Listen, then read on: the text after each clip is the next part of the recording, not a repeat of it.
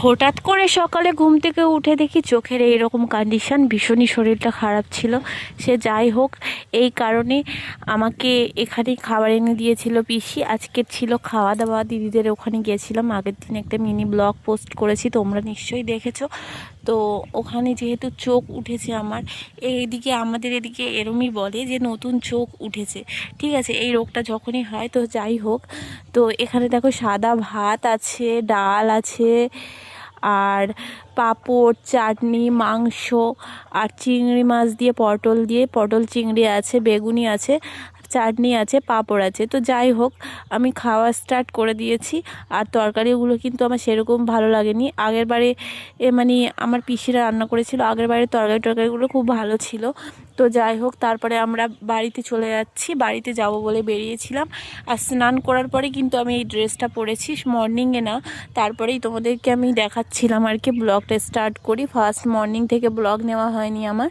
তো দেখো এখানকার লোকেশানটা কতটা সুন্দর। আর এটা কিন্তু আমার বাবার বাড়ি যাচ্ছি আমি।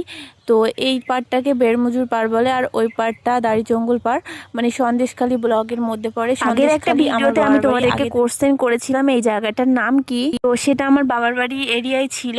এখানে আর কি গ্রামটার মধ্যে বিভিন্ন রকম নাম আছে। সন্দেশখালী ব্লগের মধ্যে বিভিন্ন রকম গ্রাম আছে, আর সেগুলোর নাম আছে। তো সেই কারণে ওয়েট করতে করতে, ভিডিও বানাতে বানাতে বোট চলে আসলো।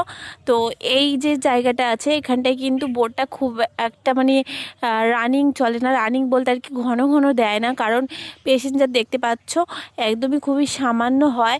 তো সেই কারণে 2-1 জন হলে, মানে 5-6 জন 7-8 জন হলে তারপরেই গিয়ে বোট ছাড়ে। আর দেখো, আমি একটুখানি শর্ট ক্লিপ বানিয়ে নিচ্ছিলাম। আমার দাদাকে বলেছিলাম একটুখানি ধর ভিডিওটা, আমার কাকুদের ছেলে। আর তারপরে ভিডিও করতে করতে আমরা ওপারে চলে গেছি। যেহেতু চৈত্র মাস পড়ে গেছে, নদীতে কিন্তু ভালোই ঢেউ হয়।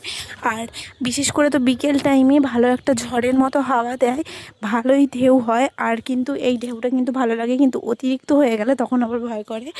তো আজকের ভিডিওটা এই পর্যন্ত। ভালো লাগলে অবশ্যই লাইক করো, কমেন্টে জানিও যে কেমন হয়েছে। টাটা, সবাই সুস্থ।